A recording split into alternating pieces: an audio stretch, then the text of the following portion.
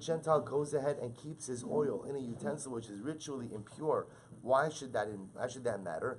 Elo zilfason shel kelim asurin or satan.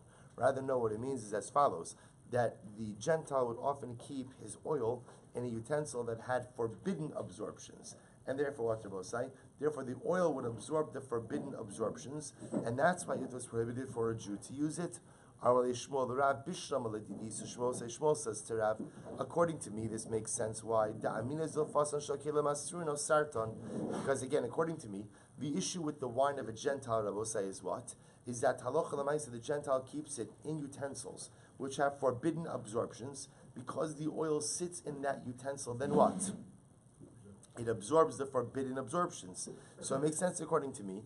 Hainu dichi as Rabbi Yitzchak bar Shmuel bar Marta va'amar darish Rabbi Smalai ben Etzivin shemen Rabbi Huda ubeis Dino nimnu ala ve'tirua. Because also we learned before that Rabbi Huda, although it's changed over here to Rabbi, either Rabbi Huda Nasi, Rabbi and his Beis Din decided to permit oil.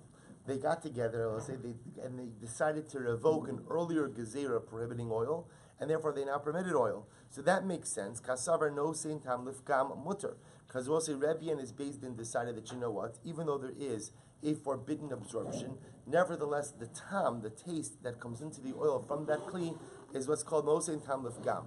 The absorption does not contribute any type of meaningful positive taste to the oil, but rather, again, in fact, has a detrimental impact upon the oil. Therefore, it should not pose a problem. However, but according to you, Rav, who holds that it was in fact the Navi Daniel who made the gzera prohibiting the oil of a Gentile. Could Rabbi Huda Nasi and his Beis Din come and overturn a gzera made by the Navi Daniel? V'hatzanan, we learned in Beis Din Yachal Levatal Divrei Beis Din Chavera Ela Imkein Gadol Himena B'Chacham B'Minyan. I will say there's a famous halachic principle which we've touched on many times, which is one Beis Din cannot overturn the ruling of another Beis Din unless, of course, that second Beis Din is greater in number and wisdom. I will say as great as the Beis Din of Rabbi Huda Hanasi was, it's not greater than the Navi Daniel. And as such, again, if the Navi Daniel made a gzera, that gzera is going to stand. Amarle, so also listen to this. So Amarle, remember, now Rabbi Smaloi was the one who came along. And ultimately, again, gave this whole thing about the fact that Rabbi Huda Hanosi's Beis Din overturned the prohibition of oil. So we'll say, so remember the following. This is Shmuel saying this to Rav. Rav retorts back, Amarle, Smaloi Lodaka Amrit, you're telling me something in the name of Smaloi, Rabbi Smaloi, the Ludoin, meaning from Ludoi, shiny Ludoi Dimizalzulu. Don't listen to anything the Ludoim say, because in general, they're mizalzal. They don't treat rabbinic law respectfully. So let's listen to this. So Shmuel says back to Rav, Amarle, Eshlachle. So Shmuel says to Rav, you mind if I share that little piece of information with Rabbi Smaloi? So Rav was very taken aback by the way that Shmuel was talking. He said, do you mind if I tell Rabbi Smaloi what you just said? Echsef. So he became embarrassed. Amarav, Imheim lo darshu ana lo darshinan. So Rav said, even if they did not darshan, should we not darshan? What does this mean? Vaksiv, vayosem Daniel alibo, asher lo yisgal bepas bag hamelech, ubiyain mishtav. So we'll say, the first wide line, Lamed Vav Medalev. We'll say, the Pasuk in Daniel says that Daniel took it upon himself to what? That he will not defile himself with the bread of the king, ubiyain mishtav. And the wine, I will say now, mishtav means drinks plural. So the pasuk is obviously talking about the idea that Daniel would not eat of the king's food. He took upon himself, even though Daniel was in the palace of the king, he would not eat the king's food, would not drink the king's food. I will say, just as an aside, you know that the Megillah makes reference to an individual by the name of Hasach, right? Mm-hmm. So Hasach, the Gemara points out, might be a reference to Daniel. I'll tell you something amazing. So the Chachmei Tzarfat on the pasuk of Ein Esther Magedes Molarata, that Esther would not go ahead and reveal her identity. So the Chachmei Tzarfat bring down, they say, why wouldn't she reveal her identity? This is because she wanted to keep the laws of kashrus. She was inspired by Daniel to be able to go ahead and keep the laws of kashrus even in the palace. So what happened? She would not reveal her identity, because if she doesn't reveal her identity and she has dietary restrictions, no one will say anything.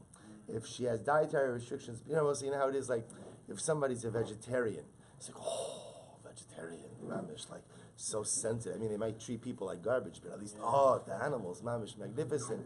You keep kosher in the eyes of some, you're archaic, outdated, and just out of touch. You're a vegetarian, mamish, like it's just something special. So Esther, so the world hasn't changed all that much. It was the same thing during times of Esther. So as long as Esther didn't say anything, okay, she's a vegetarian, she's a vegan. She's a vegan, mamish. That's even like something else. So again, where does she get this inspiration to do this? We'll say so again from Daniel. So Daniel went ahead, and Daniel decided not to go ahead and eat from the bread of the king and of the drinks. So it says the Gemara, the pasuk is talking about two different kinds of drinks. So what type of drinks did Daniel abstain from? Echad mishtayayin ve'echad mishtashemen. One was wine and one was oil. So we'll say this pasuk seems to point to the fact that that Daniel was the one who legislated regarding oil of akum. So we'll say, so what's the machlo? Okay, let's get ready for this. Second line, Lamed Vavam Adalef. Rav Savar Ali Bo Samul Chol Yisrael Hora. So Rav holds Daniel accepted this upon himself and also instructed this to Gans Klal Yisrael. Shmuel Savar Ali Bo Sam Ulechol Yisrael Hora. Shmuel holds on the other hand, no, Daniel accepted this upon himself, never instructed that this be the norm for the general klal. So the Gemara says, B'Shem and Daniel Gazar, is that true that Daniel was the one who made the gzera regarding wine? V'ha'amar Bali B'Shem Avini Nosa Mishmei Derav Piton Ushmanan Yenan Ubenosehen Kulan Mishmona Asar Davarhen. So we'll say, yet we see that these Rabbanim say in the name of Rav, that bread, oil, wine, and their daughters are all parts of the 18 edicts. So we'll say, what's the Shmona Asrei Davar? We'll say, we saw this in Masechah Shabbos. Take a look at Rashi. Shmona Asrei Davar, Ve'shayim Ve'sil Yachad Nimnu Ve'gazra Le'im Parakam De Shabbos. So we'll say, this refers to the 18 Gzeros that were made by Beis Shammai and Beis Hillel. So we see over here that what? That oil was not legislated by Daniel, but in fact that oil was one of the legislations, one of the 18 edicts of Beis Shammai and Beis Hillel. So what's going on over here? V'chi tema asa Daniel gazer v'lo kibel, v'asu talmidei Hillel v'Shammai gazer v'kibel. So maybe you'll say, Daniel was the first one to legislate it, but what? Maybe no one listened to Daniel. You say it's possible, maybe he said this is the halacha, and no one listened to him. And Beis Shammai and Beis Hillel came along, and they instituted it as halacha. Imkein, my asadu Rav. If that's the case, then what exactly is Rav adding when Rav says that Daniel was the one who legislated against the use of Gentile oil? Meaning, if Daniel legislated that she can't use it and no one listened, then effectively what? He didn't legislate it. Look at Rashi just a moment. Maya Sadu Rav, Domer de Daniel Gazer Alav, Kevon de Dari lo Kabel Mine. What's the point of saying that Daniel legislated regarding the use of Gentile oil if his generation didn't listen to him? Lav Gzerihi. I will say, if you make a Gzera and nobody accepts it, guess what? It's not a Gzera. So therefore, again, if Daniel legislated and no one accepted it, then Lamaisa again, it's not a Gzera. Ella Daniel Gazer Alav Be'ir. What's possible is as follows. Daniel decreed regarding the oil of a Gentile that you can't use it inside the city. The Gemara doesn't say it, but it's clear from the context. The issue of Gentile oil is an issue again of chasnos. I will say these are all the types of things that ultimately Chazal said you can't use of a Gentile, lest you go ahead and forge bonds, forge friendships, which could lead to intermarriage. I will say, understand something. These halachos go ahead and really get to the thrust of the incredible tightrope that the Jew, especially in diaspora, walks. On one hand, again, we speak about this often. We are members of society, contributing members of society, but we have to be an am levadad yishkon. We have to be a nation to ourselves, so we can interact with our Gentile brethren. And I will say, at the end of the day, that's not where our close friendships can or should be formed. Those close friendships need to be forged within our own people, because there's danger. Ultimately, collaboration is wonderful. Close friendship and connection is fraught with incredible existential national dangers. And therefore, again, Chazal went ahead and introduced all of these halachos in an effort to intentionally create social barriers. That's the idea. Collaboration is excellent, but to create social barriers, social hurdles, so that intermarriage does not occur. So that's shemen as well. So the Gemara says, so therefore again, the Gemara suggests over here that Daniel was only gozer on Gentile oil in the city. Because we'll say, if this is a din about friendships, if this is a din about relationships, so then again, I understand if I'm going over to my neighbor's house and I'm borrowing oil. I understand that. But if we're out in the field, where again, there's no real relationship, it's much more of a utilitarian experience, then it should be fine. Va'asu talmidei, Va'asu inu, and talmidei v'sham b'silo, v'gazra afilu b'sada. So we'll say, so maybe what happens is Daniel's gzeira was in the house. The Talmidei Beisham Beis or Beisham Beis ultimately come and are gozer even in the field. If that's the case, Rabbi Huda Nasi Heichi Matzi L'Mishrei Takanta the Talmidei Beisham Beis. But let's go back for just a second, because Rabbi Smaloi said that Rabbi Huda Nasi and his Beis Din permitted Gentile oil. But how can they do that? How could Rabbi Huda Nasi and his Beis Din go ahead and be matir? How can they permit something that Beis Shammai and Beis Hillel went ahead, that the Talmidim of Shammai and Hillel prohibited? Vatana, we learned in Beis Din Yachal Levatal Dera Beis Din Chavero Ela Imkein Gadlam and B'Chacham Minyan. I will say again at the end of the day, as we just said before, one Beis Din cannot overturn the ruling of another Beis Din, unless of course that second Beis Din is greater in number and wisdom. So again, Rabbi Huda Nasi and his Beis Din are exceptional, but they are not greater neither in number nor in wisdom than the Talmidim of Beis Shammai and Beis Hillel. So how are they able to go ahead and overturn it? Va'od Amar Rabbi Bar Bachana Amar Rabbi Yochanan. So listen to this. Bakol Yachal Levatal Beis Din. Divrei Beis Din Chavera. Rabbi say in general, when it comes to matters of rabbinic law, any subsequent Beis Din has the right to overturn the ruling of a previous Beis Din. Rabbi say, assuming that what? Assuming that the subsequent Beis Din is greater in number and wisdom. However, chutz mishmona asar davar. Rabbi say, with the exception, ultimately again, of the 18 enactments of Beis Shammai and Beis Hillel. Those cannot be overturned. Listen to how wild this is. Sha'afilu yavo Eliyahu Beis Dino ain't shomelo. Rabbi say, even if Eliyahu Hanavi and his Beis Din come to try to overturn the 18 edicts, ultimately again they cannot do so. So we'll say, we'll discuss why that is. The pashtus, the reason for that is because these 18 edicts were so widely accepted and universally accepted that they cannot be overturned. So even if you want to say that Rebbe and his Beis Din somehow were greater in number and wisdom than Beis Shammai and Beis Hillel, at the end of the day, it's part of the 18 edicts. They can't be overturned. Amar Misharshia Matam. So we'll say, what's the reason for that? Why can't you overturn these edicts? Hoyo upashet isuro berov Yisrael. So I'll say, generally, again, the reason why the 18 edicts cannot be overturned, we'll say, is because they have become so widespread in their acceptance. Shemen lo pashet isuro berov Yisrael. We'll say the prohibition on oil never really took the way the other edicts and enactments did. It was never what we call pashet isuro berov Yisrael. It really never took hold in the majority of the Jewish people. The Rabbi Shmuel Ba'aba, Rabbi Yochanan, Yashvu Rabosenu Ubatku al Shemen Shalom Pashat Isuro Berov Yisrael. We'll say the rabbis did their investigation and they saw that the gzeir regarding oil never really took hold within the ranks of Klal Yisrael. We'll say for whatever the reason that was. The Samchu Rabosinu Divrei Shimon Gamliel Va'al Divrei Rebbe Lazar Bar Tzadok Sheyomrim. And therefore, again, the rabbis supported themselves based on the words of Rabbi Shimon Gamliel and Rabbi Elazar Bar Tzadok, who said, "Ein gozring zera ala tzibor, ela imkein rov hatzibor yachol la'amod ba." We'll say that the halacha is you cannot go ahead and make a gzera on the tzibor unless, of course, the majority of the tzibor have the ability to go ahead and uphold it. So we'll say this is a general limiting factor on rabbinic law. So the rabbis have the right to introduce law, and they have incredibly sweeping powers to introduce law. But they can't introduce something that we know that the majority of the Jewish nation cannot uphold. We'll say, look at Rashi. Lo pashat, last Rashi on the daf. Adayin lo echziku rubam ba'osam gzera l'nog ba'oser. So we'll say, so apparently what the Gemara is saying is as follows, that we look at Shemen, we look at the gzera of Shemen, and the gzera of Shemen apparently never took hold. Now, why didn't it take hold?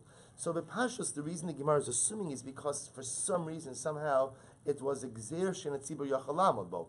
The people could not go ahead and uphold the sechah. So we'll say, remember, I just want to point out, go back for just a moment to our previous sugya.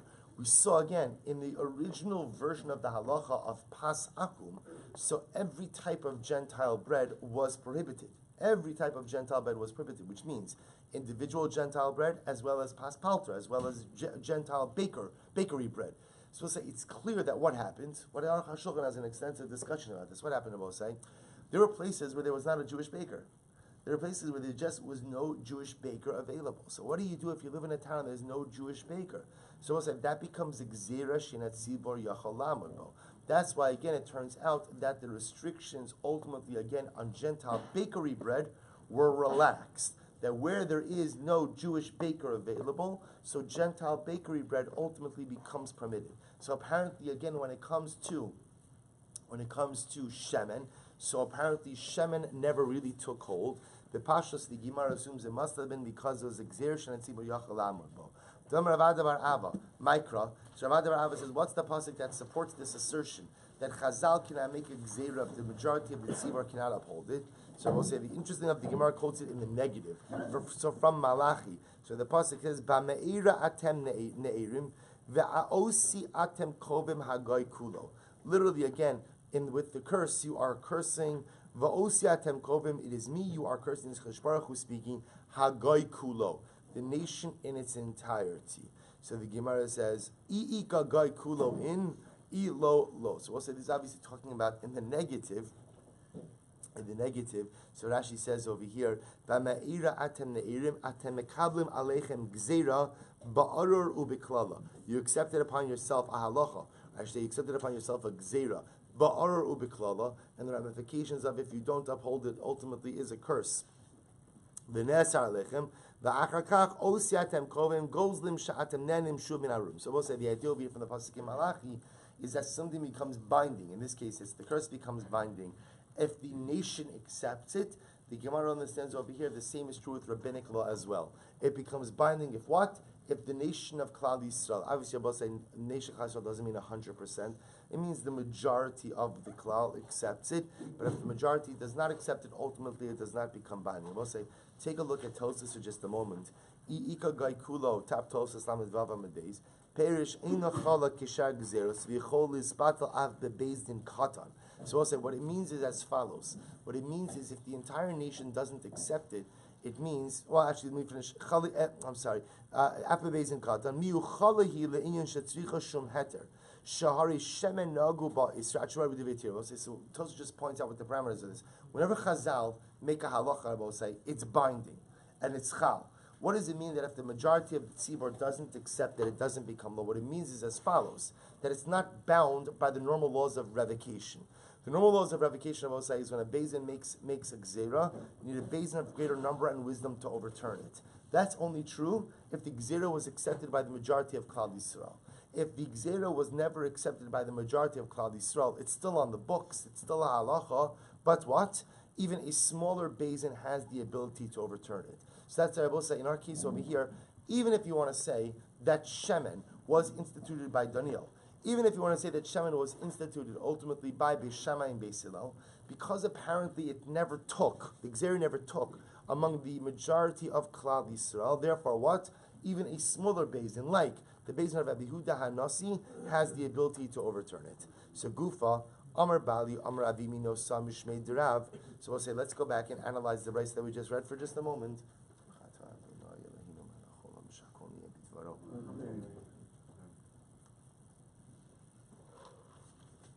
Pitan, Ushmanan, Yayinan Ubenosehen, Kulan Mishmona Sadabrahim. So also remember again, we saw before, the bread of a Gentile, his oil, his wine, his daughters are all usher because of the 18 enactments. Yomar says, so okay, so we've spoken about bread, we've spoken about wine extensively, and now just oil. But no, say in my, we'll say, what does it mean that his daughter is prohibited? What does that mean? So Rav Nachman bar Yitzchak, Gazral ben Hosein, nidos me'arisosam.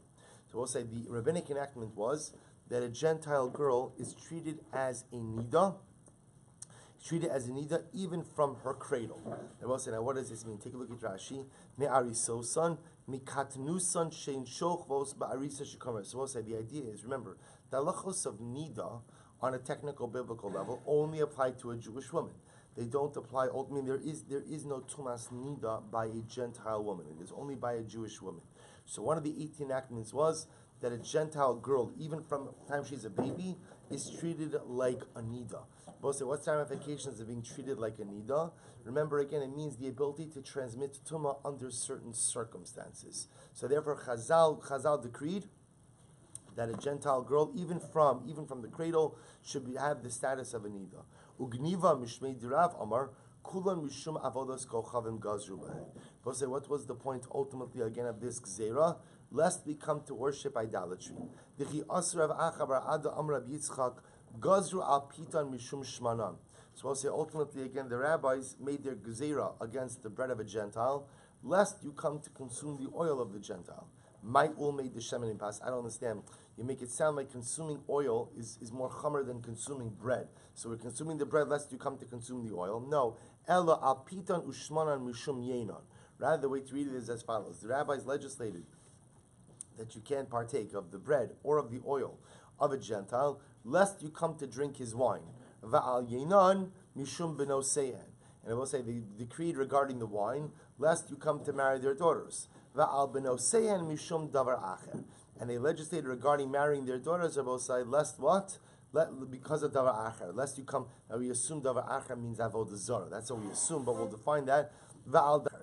Okay, so obviously also we'll have to define what that means. So Gemara takes a step back. So you're telling me now that the reason ultimately again, so Chazal legislated that every Gentile girl, even from the cradle, should be treated like a nida, in order that you not come to marry her, in order to avoid avodah zara. So Gemara says, I don't understand. I don't need rabbinic legislation to tell me that a Gentile woman is prohibited to me. That's doraisa. Dichsiv lo tischatin bam. Right? The pasuk says, "You shall not marry them." Right? The pasuk says quite explicitly, you can't marry a Gentile woman. To which the Gemara says, no. Doraisa zayin umos. I will say, remember again, let's look at the context. The context of that pasuk is talking about the 7 nations indigenous to Eretz Yisrael. So midaraisa, I as a Jewish man can't marry a Gentile woman from amongst the 7 nations. But it doesn't say anything about the rest of the Gentile nations of the world. Aval shar of de kochavim lo. It will say other Gentile nations apparently would not be asur midaraisa. Va'asu inhu v'gazra afilu d'shar of de kochavim. And therefore, what it will say, Beisham Beisil came along and made a gzera even against marrying other Gentile women. Rav Shimon Yochai Damar, Ki Yasras bincha me'achorai. It will say, according to Rashbi, Rav Shimon Yochai, who quotes the pasuk that speaks about again, Ki Yasras bincha me'achorai. She will go ahead and literally remove your son from following me.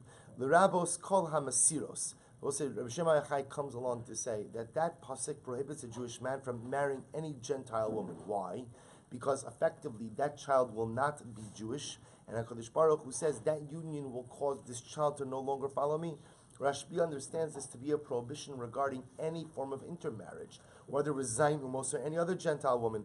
I will say, so according to Rashbi, there's an Isur Doraisa to marry a Gentile woman, any Gentile woman. So the Gemara says, Ella Doraisa Ishus Derechasnos. So rather, again, the Gemara suggests as follows: Midoraisa will say the prohibition is to marry a Gentile woman, but there is no biblical prohibition about znus. In other words, that if a Jewish man just wants to have relations with a Gentile woman, that is not asur midoraisa. The isur doraisa is marriage.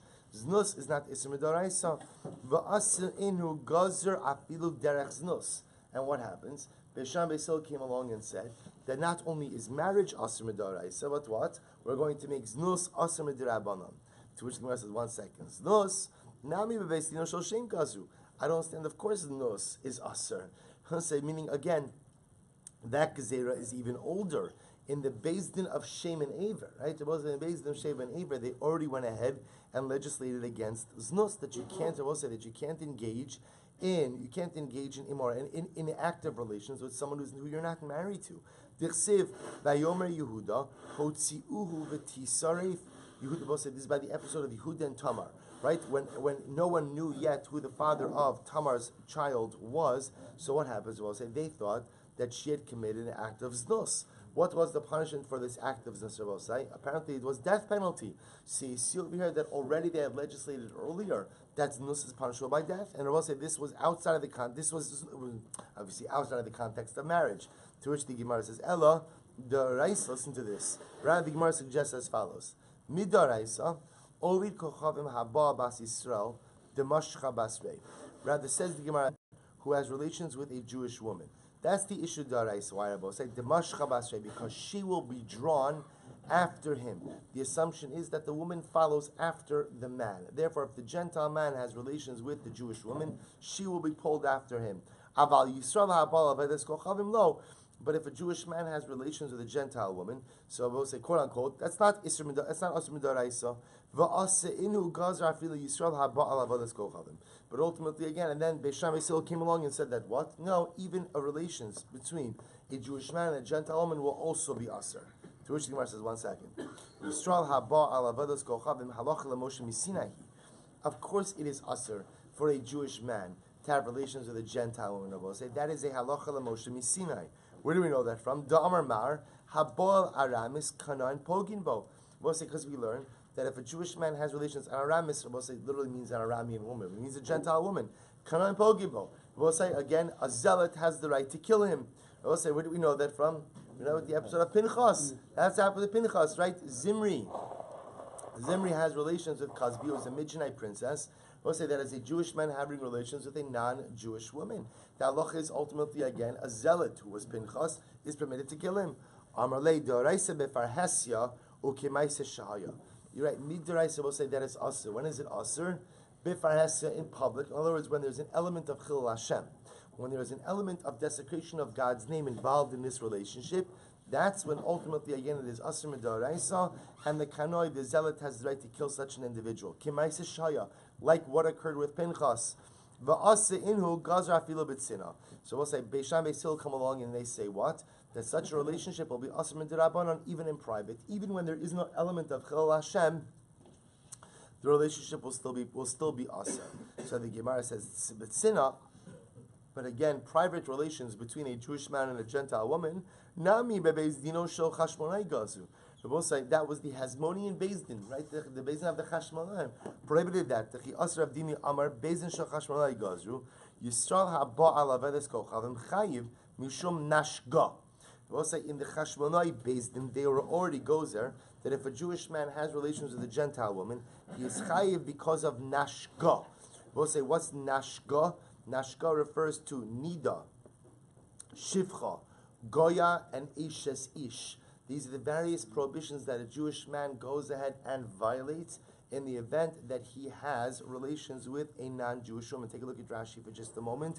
Rashi says over here, Nashka, Gazrale Mishum Nida Drabanon Va'afagav Dovedes Kochavim Ein. So okay, so we don't have to go through the rest of this, but Nida, Shivcha, Goya, and Ishes Ish. Ishes Ish obviously is if she's married, so ultimately again there'll be a prohibition for having relations with a married woman. Kiyasa Ravin Amar Abbas say first white line, Lamed Vav days when Ravin came along, he said Mishum Nashgaz. So Abbas say he agrees with the first three Nida, Shivcha, Goya. The Zayin stands for Zona. I would say, so again, if that would really be an issue if the man was a Kohen, right? Because a Kohen is not permitted to marry a Zona, so if he had relations with her, he'd be in violation of that. So I'll say the point is what? You see that the Beis Din of Chashmonaim already legislated that a Jewish man cannot have relations with a non-Jewish woman. Marriage, not marriage, makes no difference. It'll be in violation of Nashka or Nashkaz. So we'll say, so what do you mean when we say that Beis Shammai and Beis Hillel were goes around this? Rather says the Gemara, Ki gazru Beis Dino shel chashmonai bia, aval yichud lo. Wow. So we'll say, so now we're further clarifying this. The Beis Din of the Chashmonai will say aser bia.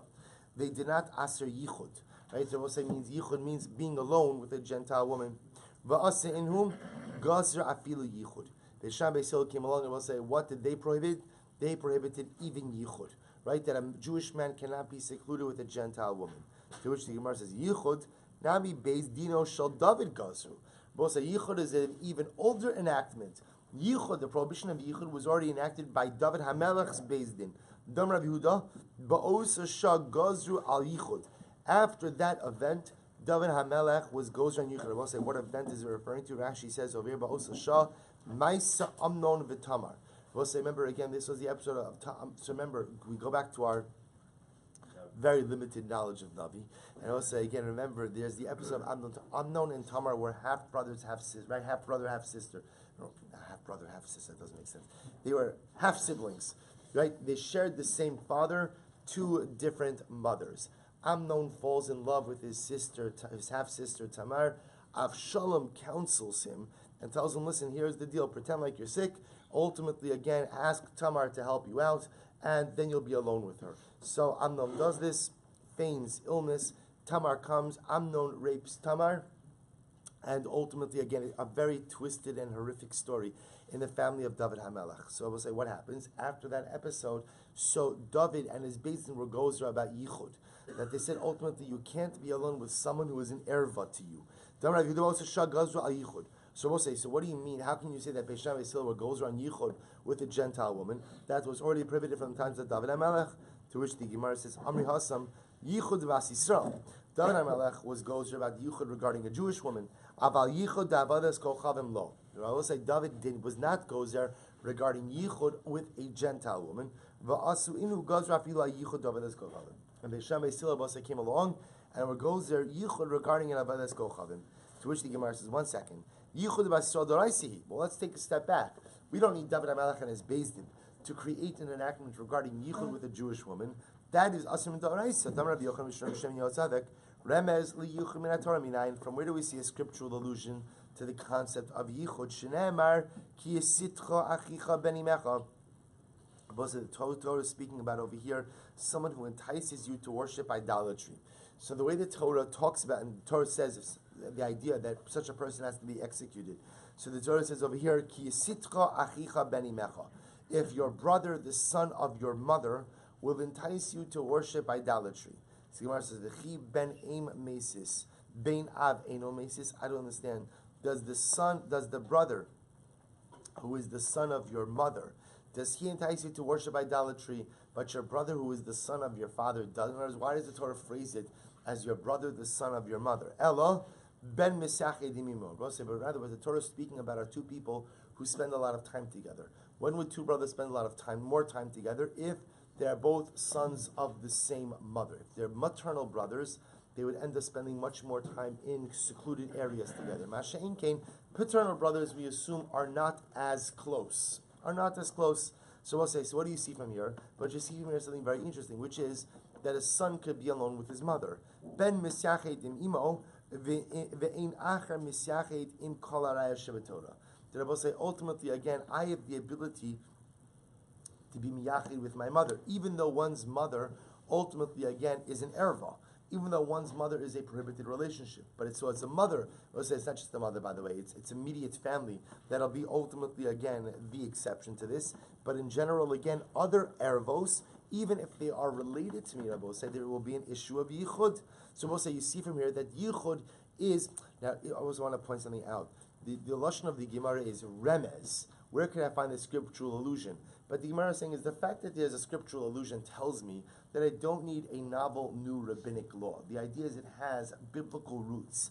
If that's the case, David HaMelech didn't make up this halacha. It was here before. Maybe he crystallized it. So what does it mean when you say David and his Beis Din went ahead and established Yichud? So Rabbi Gemara says as follows. Rabbi Gemara says, Yichud Doraisa, Yichud Doraisa de Ish. Ultimately, again, mid Doraisa, we'll say the type of Yichud that applies is with a married woman. Va'asa David v'gazra afilu ayichud de pnuya. David HaMelech says you can't even be alone with a woman who is single. See, I both say a married woman is an erva to me, right? I mean, a woman is not, maybe not my own wife. So, right, a woman who's married to someone else is an erva to me. So midaraisa. So an ish says she'll be an erva.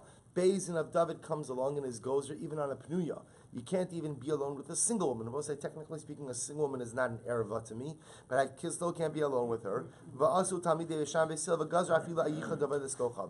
And ultimately, what happened? Beis Shammai Silber came along and says, not only can you not be alone with an Ishes Ish, which is a Daraisa, not only can you not be alone with the Jewish Pnuya, which is Beis Din of David, you can't even be alone with an Akum, with a Gentile woman. So the Gemara says, Ma'al davar acher mishum davar acher. So also remember again, we said before that the Beis Din of Beis Shammai Silber goes on a davar acher mishum davar acher. We'll say, what does that mean? We'll say ultimately again they were gozer that a Gentile child should have tumas ziva, should be like a zav. So we'll say, so what does that mean ultimately? What that means is as follows, that halacha l'maisa again, the child of an akum shav tumaziva. So also remember again, this must be talking about a boy, because by a girl we were already gozer. That's what we were already gozer that she has tumas nida. By a boy you should have tumas zava as well. Shelo yeitino kisol rogil etzlo b'mishkav zachar. We'll say we are concerned that we don't want the Jewish child ultimately socializing with the non-Jewish child, lest he be drawn into homosexual activity. So we'll say again, I want to point out, when you see statements like this by Chazal, this is Chazal being reactive to the realities around them. The same way we saw the bestiality Gemaras, same Yisra will say that unfortunately again Chazal felt that to make protective gzeros between the Jewish children and the Akum children, lest the Jewish children be drawn into immoral behavior. Then Rabbi Zara, Tsar Gadol Hayali Itzu Rabbi Asi Itzu Rabbi Yochanan, Rabbi Yochanan Itzu Rabbi Yanai, Rabbi Yanai Itzu Rabbi Nassim ben Amram, Nachum ben Amram Itzu Rabbi. Tinok Ovei Kochavim Me'ema Sametayim Beziva. So we'll say they were dealing with the following shaila. From what age does a Gentile child, an Akum child, right? From what age? I want to point out. So in this case, remember, we're speaking about an Akum. From what age does an Akum child become a Tamei Tumas Ziva? From what age is the child considered to be a Zav? Va'amrli ben Yomo, and they responded to me from a day old. Ukishabasi itz Reb Chia amrli ben tes shana v'yom echad. Reb Chia told me from 9 years old and 1 day and on. Ukishabasi v'ertzasi divrei lifnei or dvarai lifnei Rebbe amrli hanach dvarai va'achos divrei Reb Chia. So we'll say when I went back and I told Rebbe what Rabbi Chia said. Remember, Rebbe originally said that the child ultimately again becomes Tamei Tumas Ziva from when? From 1 day old. I went to Rabbi Chia. Rabbi Chia said from 9 years old in 1 day. I went back and I told Rebbe. Rebbe said, forget what I told you. And Paskin like Rabbi Chia. The Amar, Tinok Oved Kochavim Emasai Metami Beziva. Because he said, from what age does an Akum child become Tamei Tumas Ziva? Ben Teisha Shana V'yom Echad. From 9 years old in 1 day. What's the reason why 9 years old in 1 day? I will say top of Lamed Zayin. Hoil v'ra'i lebia metame nami beziva. Ultimately, again, since I will say what? Since he is ra'i lebia at the age of 9 years old in 1 day. And remember again, the whole gezerah of zivus, I will say, was for what purpose? The whole reason for the gezerah of zivus is to avoid mishkav zachar, is to avoid any type of homosexual activity. Therefore, again, it makes sense that gezerah should kick in when the boy is ra'i lebia. When is the boy ra'i lebia? At 9 years old and 1 day. Therefore, it's at 9 years old and 1 day that ultimately, again, he becomes tamei u'tumazava. So we'll stop over here for today. We'll pick up with Ravina. Again, we're going to